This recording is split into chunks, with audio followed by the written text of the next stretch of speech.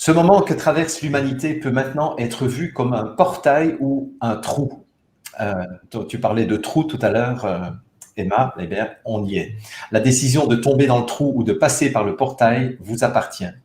Si vous vous repentez du problème et consommez les nouvelles 24 heures sur 24 avec peu d'énergie, nerveux tout le temps, avec pessimisme, vous tomberez dans le trou. Mais si vous en profitez pour vous regarder, repenser la vie et la mort, prendre soin de vous et des autres, vous traverserez le portail. Prenez soin de vos maisons, prenez soin de votre corps. Connectez-vous à votre maison spirituelle. Lorsque vous prenez soin de vous, vous prenez soin de tout le reste. Ne perdez pas la dimension spirituelle de cette crise, ayez l'aspect de l'aigle d'en haut et voyez le tout, voyez plus largement. Il y a une demande sociale dans cette crise, mais il y a aussi une demande spirituelle, les deux vont de pair. Sans la dimension sociale, nous tombons dans le fanatisme, mais sans la dimension spirituelle, nous tombons dans le pessimisme et le manque de sens. Vous étiez prêt à traverser cette crise, prenez votre boîte à outils et utilisez tous les outils à votre disposition. Découvrez la résistance des peuples indigènes et africains. Ça, c'est le plus beau passage, je trouve. Nous avons toujours été et continuons d'être exterminés. Mais nous n'avons toujours pas cessé de chanter, de danser, d'allumer un feu et de nous amuser. Ne vous sentez pas coupable d'être heureux pendant cette période difficile. Le fait d'être triste et sans énergie n'aide pas du tout. Vous aidez si de bonnes choses émanent de l'univers maintenant. C'est par la joie que l'on résiste. Je parlais de résistance et de désobéissance tout à l'heure. Aussi, lorsque la tempête passera, chacun de vous sera très important dans la reconstruction de ce nouveau monde. Vous devez être en bonne santé et fort. Et pour cela, il n'y a pas d'autre moyen que de maintenir une belle, heureuse et brillante vibration. Cela n'a rien à voir avec l'aliénation, c'est une stratégie de résistance. Ouais, super. Bravo. Ah oui. Voilà, superbe. Voilà mon cadeau pour cette semaine. Merci beaucoup, Jean-Jacques. Décidément, Merci. cette 20e édition de l'Info en question est un super support et je pense qu'il y a beaucoup de personnes qui écouteront, qui n'étaient pas avec nous ce soir, qui l'écouteront et ça leur fera vraiment du bien parce que ça calme aussi beaucoup dans la tempête d'avoir quand même la lumière au bout du tunnel. Sophie, quelles sont toi tes actus pour les 7 prochains jours, tes nouvelles? On va continuer avec les démarches administratives qu'on va faire et les autres démarches qu'on va lancer. Moi, j'avais envie d'inviter vraiment les gens à faire tout particulièrement attention à leurs seniors qui sont dans ces maisons de repos, sont quand même des personnes très vulnérables. Plusieurs n'ont plus leur faculté pour pouvoir décider pour elles-mêmes. Donc, j'ai vraiment envie de dire aux personnes qui nous écoutent, allez voir emmener un nutrithérapeute pour consulter vos seniors parce que dans ces maisons de repos, l'alimentation est souvent désastreuse. Et on parlait de joie tout à l'heure, mais la joie dépend aussi de la biochimie de notre cerveau et donc de l'alimentation qui est fournie. Donc ces personnes sont souvent très carencées et donc c'est une approche qui n'est jamais menée d'avoir une perspective de nutrithérapie pour ces patients qu'on bombarde de médicaments. Encore récemment, une médecin de notre groupe nous disait qu'elle avait travaillé 16 ans ou 18 ans, je sais plus, dans les maisons de repos et qu'elle avait vraiment pour habitude de regarder les longues listes de médicaments qu'il prend et de dire, voilà, ça on peut supprimer, ça on supprime. Et à chaque fois qu'il y avait cette suppression de médicaments, à chaque fois, ils allaient mieux. Donc, c'est très important d'avoir vraiment cette approche est fondamentale. Et alors aussi, moi je dis aux familles et aux médecins responsables et éthiques, parce que les autres, voilà, je leur dis consignez les données par rapport au statut vaccinal de ces seniors, de ces personnes, parce que il faut avoir une cartographie précise pour savoir quel est le statut vaccinal contre la grippe des personnes qui sont hospitalisées et des personnes qui finissent en soins intensifs. C'est très important d'avoir cette information qui est tue et occultée par les officiels, mais qui est absolument fondamentale. Alors, ce que je dirais également aux gens, parce qu'ils se posent beaucoup la question, peut-on refuser le test PCR? Sur le site de l'Ordre belge des médecins, il est bien indiqué que les patients peuvent évidemment le refuser en vertu de la loi du 22 août 2002 sur les droits du patient. Je rappelle que l'article 8, alinéa 2 de cette loi consacre le droit au consentement libre et éclairé, donc le patient a parfaitement le droit de refuser ce test. Un test qui, comme on l'a dit, n'est vraiment pas fiable du tout, plus de 50% de faux positifs, un test qui peut avoir des risques graves. Il y a une patiente qui a eu une lésion et donc avec une fuite de liquide céphalorachidien suite à ce test complètement inutile. Donc voilà, il faut que les gens sachent qu'ils ont parfaitement le droit de refuser. Et je dirais même aux personnes qui se précipitent, il y a parfois des files de voitures devant ces centres, ces villages de tests, j'ai envie de leur dire réfléchissez bien, parce que en vous précipitant pour faire ces tests bidons aux résultats complètement non fiables, vous vous rendez complice de l'état de dictature qu'on est en train de nous imposer. Donc réfléchissez bien, refuser le test, ne pas participer à ces chiffres bidons est un acte civique et citoyen. C'est extrêmement important d'avoir ça à l'esprit. Alors, je dirais aux autres soignants qui nous écoutent, rejoignez le groupe de soignants via notre collectif Initiative Citoyenne, donc le groupe Transparence Coronavirus. Contactez-nous, continuez. Il y a maintenant plus de 250 professionnels de santé qui ont signé l'appel sur le site transparencecoronavirus.be. C'est important. Il y a une censure inacceptable qui s'exerce sur les professionnels de santé, dont plusieurs sont en train d'être virés. Si vous n'êtes pas d'accord avec cette pensée unique, c'est le moment absolument de rejoindre le mouvement et de continuer les démarches. N'hésitez pas. Raconte-nous les dernières nouvelles de la Belgique. Ben écoute, pour rebondir sur ce que disait Salim par rapport à ce problème de liberté d'expression qui est complètement entravé, en Belgique également, il y a une chasse aux sorcières à vis-à-vis de tous les médecins qui osent critiquer en fait la gestion calamiteuse. Je peux donner quelques exemples, mais récemment il y a eu donc le docteur Gala qui est infectiologue à Saint-Luc qui a été désavoué par les cliniques parce que il a osé dire que la situation n'était pas du tout aussi dramatique qu'on la présentait, et également que fermer l'ORECA, il n'y avait aucune justification, c'était vraiment stupide. Donc, les cliniques Saint-Luc se sont distanciées de lui. Ça fait un peu penser à ce qu'a vécu Alexandra Henrion-Caude aussi avec l'Interme qui a essayé de la dénigrer. Il y a eu également aussi le chef des urgences à l'hôpital de Libramont, le docteur Guy Mézérac, qui a été viré parce que il ne portait pas le masque tout le temps et il a dit qu'il trouvait que ça ne se justifiait pas. Donc, voilà, chasse aux sorcières encore plus. Un autre médecin de notre collectif s'est vu gratifié d'une plainte à l'ordre des médecins de la part d'un soi-disant journaliste indépendant qui a fait une plainte tout à fait sans valeur, sans aucune consistance, pour l'accuser de complotisme. Voilà, ça rime à rien, donc c'était tellement gros voilà, les médecins en question trouvent que ça n'a aucun sens et que ils ne comprennent pas. Alors, pour revenir sur l'actualité ici en Belgique, donc le groupe de soignants a déposé effectivement il y a déjà quelques semaines donc une action en référé, comme je l'avais signalé, par rapport au vaccin contre la grippe, pour demander la suspension de la campagne de vaccination tant que la population n'est pas informée du surrisque de susceptibilité au coronavirus du fait du vaccin contre la grippe. Alors, au niveau des jeux d'échange des conclusions entre avocats, il faut quand même savoir que entre le moment où les dernières conclusions du groupe de soignants ont été envoyées, déposées et l'audience des plaidoiries, Cienzano avait été gommé le mot stratégique de sa page partenariat stratégique qui comprend tous les petits logos des firmes qui les financent et qui les soutiennent. Alors, Cienzano prétend qu'en fait, ils sont indépendants, que juste des financements en échange d'évaluation de dispositifs de produits. Je crois que c'est l'équivalent de 3 millions d'euros qui touchent. Donc, voilà.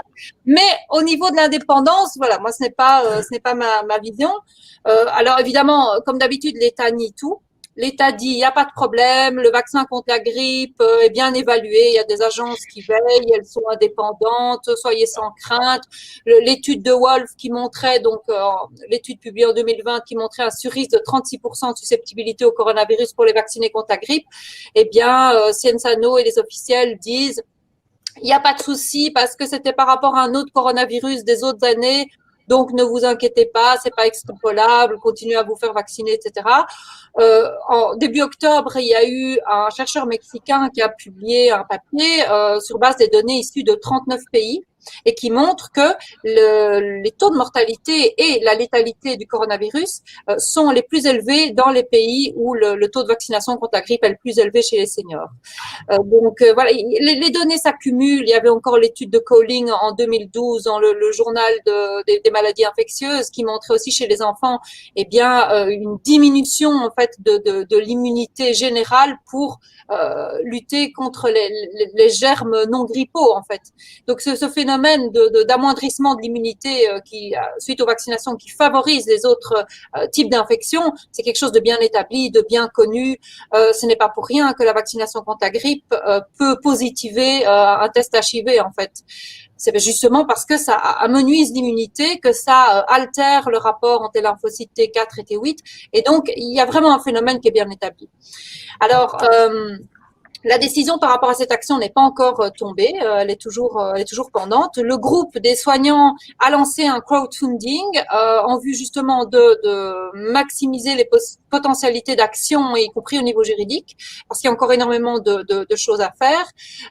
En ce qui concerne l'initiative citoyenne, par rapport à une démarche dont j'avais déjà parlé auprès de la Commission européenne pour réclamer publication des documents justifiant les achats massifs de centaines de millions de doses de vaccins, nous avons reçu une réponse stupéfiante de la Commission européenne parce que, je rappelle un petit peu les faits, le 26 juin, nous avions fait cette demande donc pour accéder à ces documents.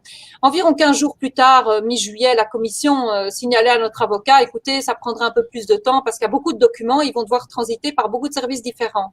Eh bien, il y a une quinzaine de jours environ, la Commission, coup de théâtre, a dit, eh ben non, il n'y a aucun document à vous donner par rapport au délai dans lequel, à la fourchette de temps que vous visez. Et en fait, ils se sont trahis parce que nous n'avons jamais indiqué une date, on n'a jamais ciblé une date pour réclamer les documents en telle période. C'était vraiment les documents relatifs à ces vaccins. Et donc, ça laisse à penser que les choses il y a pu y avoir des documents bien antérieurement conclus par rapport à cette crise. En tout cas, c'est quand même étonnant. Et donc là, on va saisir le médiateur européen parce que cette opacité est inacceptable. Et pour rebondir dans le chef, au niveau de tout ce dossier européen, on peut dire que il y a 6 associations qui viennent de déposer, c'est récent, le 10 octobre, un recours en annulation devant la Cour européenne de justice contre le règlement 2020-1043, qui est ce règlement dont j'avais déjà parlé, qui est vraiment un règlement scélérat, qui va en fait permettre la diffusion massive de produits OGM dans le cadre de la vaccination, sans aucune évaluation sur l'étude d'impact au niveau sanitaire, au niveau environnemental, alors qu'on sait que les OGM peuvent effectivement induire des conséquences irréversibles qu'on ne sera plus rattrapé. Donc, ces associations demandent l'annulation immédiate de ce règlement, dont il faut rappeler quand même qu'il a été adopté dans des conditions surréalistes. C'est-à-dire qu'il n'y a pas eu de débat au niveau du Parlement européen, il n'y a pas eu possibilité d'amendement, la Commission n'a même pas demandé un avis scientifique, rien de rien.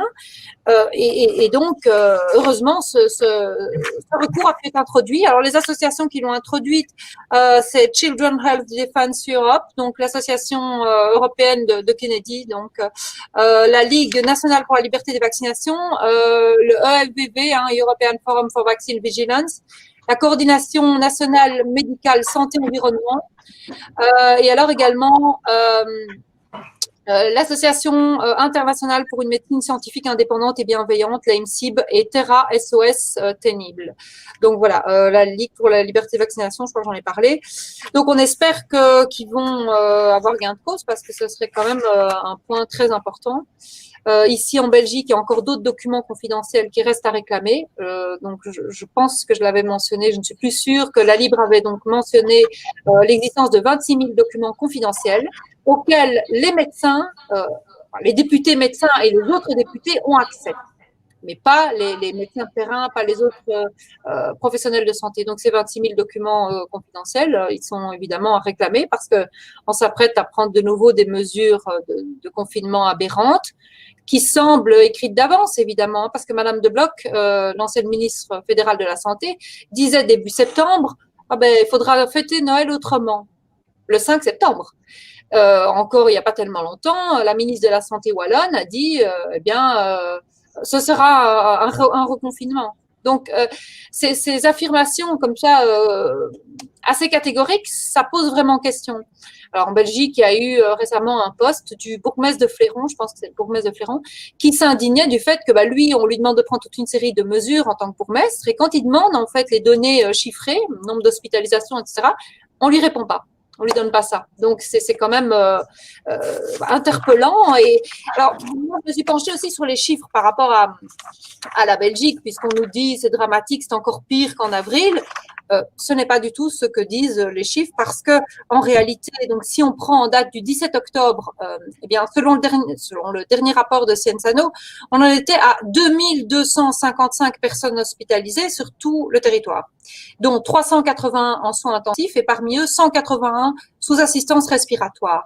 Et en fait, si on compare la situation avec ce qu'elle était le 7 avril, eh bien, on se rend compte qu'on était le 7 avril à des chiffres bien supérieurs, 5 759 lits occupés, dont 1 260 en soins intensifs et 999 sous assistance respiratoire. Donc, en conclusion, il y a donc 3,3 fois moins d'hospitalisés donc à l'heure actuelle qu'au 7 avril et 5,5 fois moins de gens sous assistance respiratoire. Donc, clairement, le virus a pu également muter, perdre en virulence, hein, c'est ce qui a été dit par plusieurs analystes. Donc, la ritournelle de nous dire que c'est plus grave que jamais n'a aucun fondement réel dans le concret. Et alors, il y a une petite vidéo assez intéressante du professeur Jean-Jacques Houben qui rappelait quand même des chiffres fondamentaux à avoir à l'esprit par rapport à la gestion de la situation. Donc, il expliquait, il rappelait qu'en 20 ans, il y a eu la fermeture de 11 hôpitaux bruxellois. Et au niveau des 17 hôpitaux restants, eh bien, il y a eu 3000 lits qui ont été fermés, ce qui est quand même pas rien. Et en 20 ans, selon les chiffres qu'il donne, plus de 50 000 lits d'hôpitaux ont été fermés. 50 000 lits fermés en 20 ans. Et donc, il estime qu'on a tout à fait assez de lits d'hôpitaux, qu'en fait, ces lits ont été fermés, transformés en bureaux, et également que, il le rappelait, 60% des infirmières ne travaillent pas en clinique, en fait, n'ont pas de pratique clinique parce qu'on les a dégoûtés, on les a sous-payés, on les a dévalorisés. Et donc, il y a du personnel, il y a de quoi traiter les patients. Et alors, tous ces lits qui ont été fermés, voilà, on se pose la question, c'est quand même des chiffres importants, ça doit être rappelé. Je pense que l'État doit de plus en plus aussi être visé pour non-assistance à personnes en danger, que ce soit avec la vaccination contre la grippe dont j'ai parlé, parce que je vous rappelle quand même qu'il y a quelques semaines, le professeur Friedman de l'ULB parlait d'un massacre, massacre dans les maisons de repos qu'il y a eu avec le précédent confinement. Et ici, eh bien, on s'apprête à recommencer grâce à des vaccinations massives, aveugles. Donc, voilà, je crois qu'il faut absolument continuer parce qu'on a affaire à, Salim parlait effectivement d'une guerre psychologique et c'est de la maltraitance, pure et simple. Donc, il faut vraiment, il faut la refuser catégoriquement, à tous les niveaux. Tu vois, Sophie, tu parles des lits et on est exactement là-dedans aussi en Suisse. Et Sophie, toi qui es avec nous ce soir, je voulais justement te demander comment ça se passe en Belgique. Quelle est la température là, les gens évidemment, toi, tu es sur place. Quel est le moral des gens? Est-ce que les gens, ils en ont marre de vos mesures? Ça va bon train aussi chez vous. Comment se sentent les gens?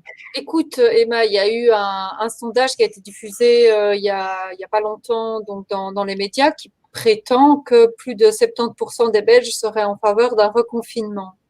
Bon, alors… on adore, c'est toujours pareil. Le sondage est vrai, est-ce que ces chiffres sont bidouillés? On sait en tout cas qu'en Belgique aussi, le confinement a fait des gros dégâts au niveau faillite, dépression, voilà, violence conjugale, etc. Donc, je vois quand même ces réactions qui émergent, notamment dans l'ORECA, Et j'ai envie de dire à tous les restaurateurs, les cafetiers, rejoignez ce groupe à Liège qui se bat. Donc, je rappelle que ce sont plusieurs restaurateurs et cafetiers, je pense, qui ont fait appel à Maître Moldespierre du barreau de Liège pour introduire une série d'actions. Alors, il s'agit d'un recours en annulation et en suspension au Conseil d'État et alors une action référée devant le tribunal de première instance de Liège. Rejoignez-les, contactez cet avocat, faites bloc. Au plus il y aura de restaurateurs qui vont agir, au mieux ce sera. Je pense qu'il faut que les personnes vraiment s'unissent, c'est important. Et ce secteur-là de l'ORECA a vraiment un rôle à jouer. J'ai vu passer il y a quelques jours un post sur Facebook de restaurateurs, je crois que c'était à Louvain-la-Neuve, qui disait il est vraiment temps maintenant de ne plus se laisser faire et qui allait dans le sens de dire nous ouvrirons quand même. Donc voilà, si plus de commerçants disent c'est terminé, nous ne marchons plus là-dedans, il y a forcément un mouvement de bascule qui ira plus vite, qui ira beaucoup plus rapidement. Et donc les médecins, par exemple, ont un pouvoir de faire des certificats pour contre-indiquer le port du masque, qu'ils le fassent. Je pense que c'est un moyen supplémentaire parce que voilà, il y a toute une série de personnes qui vont voir leur santé d'autant plus aggravée avec ça. Et les graves des chiffres le montrent, que ce soit sur les données officielles. Enfin, il y a plusieurs graphes qui ont circulé sur Facebook, mais sur base des données officielles qui montrent que les nombres de cas ont été crescendo après l'obligation du port du masque. Donc c'est quelque chose de contre-productif. Donc tout peut servir en fait. Moi, je vois quand je marche, par exemple, dans le bois, je vois des gens qui sont là masqués dans la forêt. Voilà, pendant l'été, il y a tout un temps, j'en ai plus vu. Je me suis dit, ça va mieux. Là, j'en ai revu en quelques jours. Je me suis dit, bon, aller dans le bois, prendre du bon air pour se mettre ce masque, c'est assez désolant. Mais je me posais la question, je me dis, qu'est-ce qui est mieux? Est-ce que c'est mieux finalement de lancer une petite phrase pour faire réfléchir, ou est-ce que les gens vont pas bien le prendre? En même temps, il y a certaines personnes qui sont peut-être demandeuses, qui ignorent complètement, qui se sentent pas bien, mais qui se disent il faut le faire parce que voilà, on les culpabilise et on joue sur cette corde-là. Hein, mais je pense que la situation est assez contrastée. Il n'y a pas vraiment de mouvement uniforme.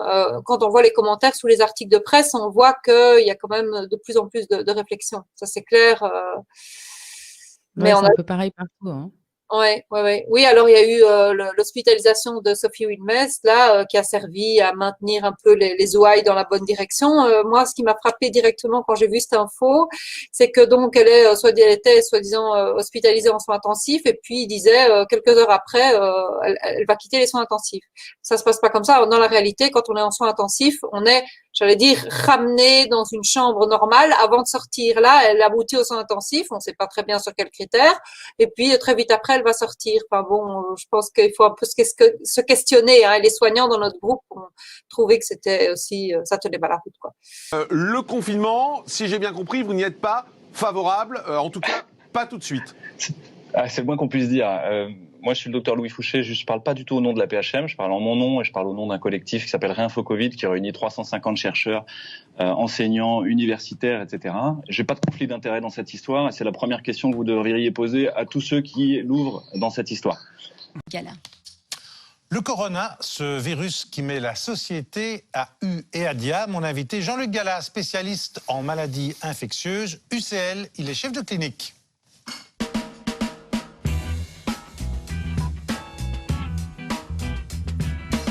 Alors, dites-moi, aujourd'hui, est-ce que pour vous, on assiste à une vaguelette, un rebond ou une deuxième vague? À rien du tout de tout ça. Comment rien du tout? On assiste à rien du tout de tout ça. Une vaguelette on assiste, quand même, non? Pardon? Pas une vaguelette? Même pas.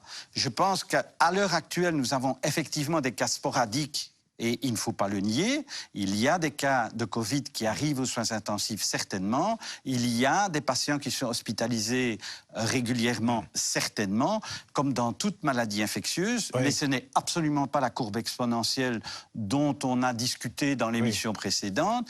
Il y a un certain nombre de tests positifs, il y en a de plus en plus, mais on fait de plus en plus de tests. Oui. En mon nom, et je parle au nom d'un collectif qui s'appelle Réinfo Covid, qui réunit 350 chercheurs, enseignants, universitaires, etc.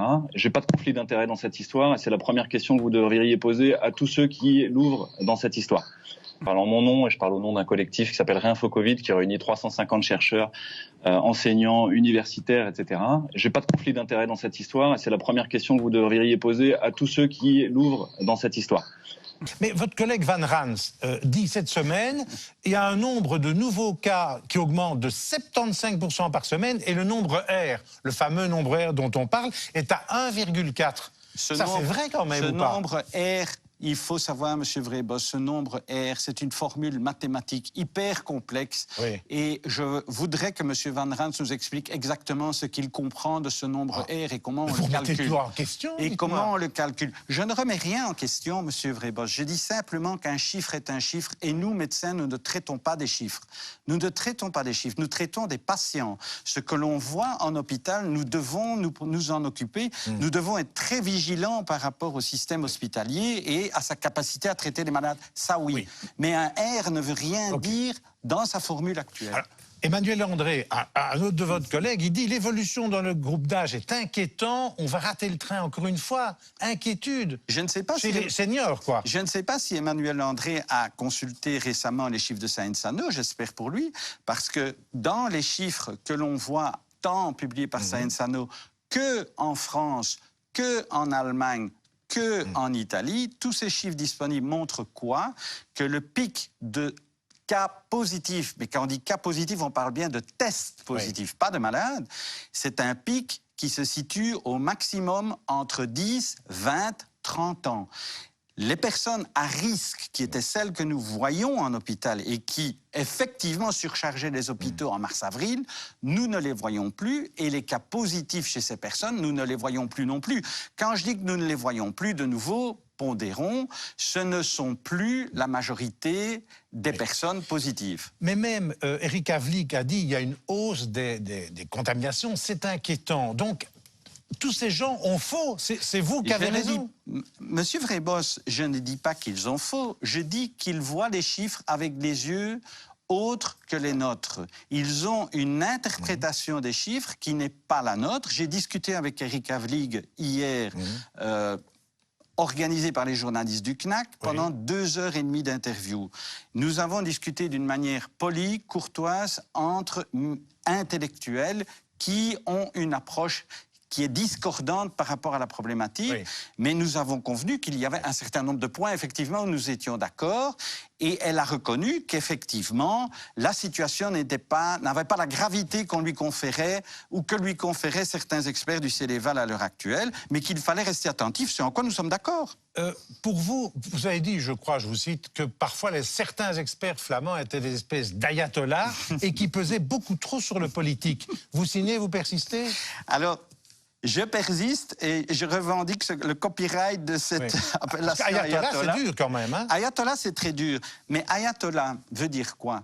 C'est quand, en tant que scientifique, vous maintenez une position dogmatique envers et contre tous, envers et contre les évidences médicales et scientifiques. Allez, un exemple pour qu'on comprenne. Mais les chiffres ici, les chiffres qu'on nous a donnés depuis des semaines ne corrèlent pas du tout, ou plus du tout, avec ce qu'on voit dans le milieu hospitalier. De nouveau, on a des cas sporadiques et on ne le conteste pas. Il y a des patients Covid en soins intensifs. Oui, certains patients de soins intensifs, mon collègue, le professeur Laterre, me l'a encore rappelé hier, sont là depuis des semaines et des semaines et des semaines. Ce ne sont donc pas des nouveaux cas, mais ils sont comptabilisés dans les cas de soins intensifs actuellement rapportés par Science-Ano. Est-ce qu'on parle donc d'une épidémie et de quelque chose de nouveau? Non. Il y a des cas sporadiques? Oui. Est-ce que c'est exponentiel? Non. Est-ce que la situation médicalement est hors contrôle? Non. Est-ce qu'on doit absolument être vigilant pour contrôler cette situation hospitalière? Oui. Est-ce qu'on doit recommander les mesures et la persistance des mesures à la population? Oui. Et on doit l'encourager, et moi je l'encourage, parce que franchement, notre population était exemplaire, résiliente et a fait le maximum pour se protéger. Docteur Gala, des experts qui défendent parfois des thèses alors complètement différentes en public Hein, qu'il le fasse en séminaire, ça c'est la science, mais en public, avouez que pour le citoyen et pour le politique, c'est un peu la cacophonie, C'est non? extrêmement désobligeant, c'est regrettable, et sachez que j'ai reçu plusieurs mails de médecins du nord du pays qui me disent « Tu as été très courageux de t'attaquer à une de nos grandes personnalités, un de nos champions. » Oui, Van Rans, Je ne cite jamais de nom, monsieur Vrébos. Tout le monde, là. Le champion, il n'y a que lui, hein? Je ne cite jamais Oui. de nom. Mais il est vrai aussi que ces positions-là doivent être débattues et que le débat scientifique normal se fait dans des publications scientifiques, dans des colloques, dans des congrès, dans des workshops. Et ils me disent, docteur, c'est dommage que vos positions aillent à l'encontre d'une position officielle. Et je leur dis toujours, je suis entièrement d'accord avec vous. Je suis à 100% d'accord avec vous, mais quel autre choix avons-nous, puisque la voix des médecins n'est pas entendue? Donc, nous n'avons pas de place de débat. Il n'y a pas de débat. Il y a le Céléval, avec une composition, je vous le rappelle, qui est purement politique. Oui. Les experts sont choisis sur base politique et pas sur base Vous de voulez leur dire quoi CV. par là? Je dis simplement que... Enfin, ils ont un CV principe- quand même, c'est quand même pas des... Monsieur Vrébos, je ne suis pas en train de vous dire que les gens du C'est pas des Céléval sont des branquignoles, gens quand même. stupides. Mais je n'ai jamais dit ça. Ce sont des gens pour qui j'ai le plus profond respect intellectuel. Il n'empêche que vous m'accorderez le droit de ne pas être d'accord avec ce qu'ils disent. Mais si ce que nous, médecins, et pas moi personnellement, ma position personnelle, on s'en fout. C'est pas ma position personnelle qui compte. C'est qu'est-ce que les médecins pensent à l'heure actuelle, les généralistes, les intensivistes, la médecine d'urgence dont on ne parle jamais. Qu'est-ce que ces médecins pensent de la situation que eux vivent au quotidien? Mais on ne les entend pas. Ils n'ont pas de place de Alors, débat. parlons des bulles. La bulgique, si j'ose dire, est-ce que c'est fini? Bulle 5, 7, 8, c'était une mauvaise idée? C'est une très mauvaise idée. C'est une très mauvaise idée. Je pense que je me suis déjà longuement exprimé Il faut la là-dessus. remplacer par quoi? Il faut la remplacer par rien du tout. Nous avons déjà toutes les mesures nécessaires pour contenir l'épidémie. Nous l'avons fait dans la première phase, et d'autres pays l'ont fait tout aussi brillamment que nous d'ailleurs, ou efficacement. Brillamment, je ne dirais pas, mais efficacement, certainement. Cette bulle de 5, elle est socialement très pénalisante, elle est économiquement intenable pour tous les petits commerces qui sont confrontés à cette bulle de 5, c'est intenable. Elle est absolument illogique. Si vous avez une famille avec 3 enfants de 20 ans et que vous avez votre femme et vous à table, vous êtes déjà au-delà de la bulle de 5. C'est incompréhensible, c'est non contrôlé, c'est non contrôlable, ça n'a pas de sens scientifique, c'est donc inutile.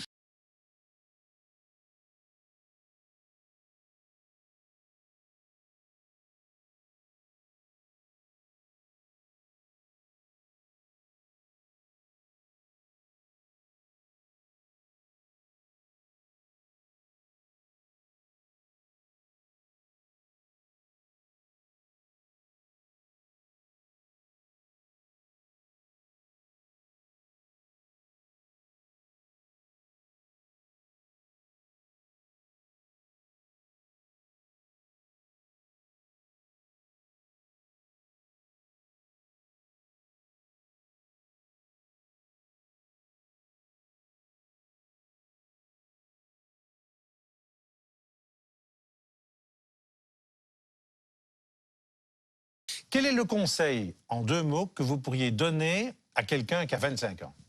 À Par quelqu'un rapport à la qui crise a sanitaire, 25 ans, je dirais, vis ta vie, parce que nous ne pouvons pas massacrer la vie des jeunes. Nous ne pouvons pas massacrer la vie des enfants.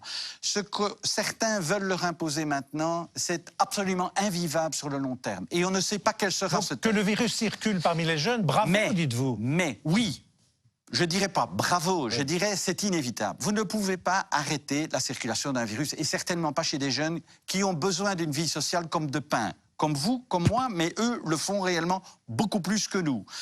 Par contre, je leur dirais la deuxième chose qui est tout aussi importante, et je le dis à ma fille de 20 ans, sois responsable. Vis ta vie, sois responsable par rapport à nous, les vieux. Sois responsable par rapport à nous qui sommes des groupes à risque ou qui ne le deviendront, ou à ceux qui le sont déjà.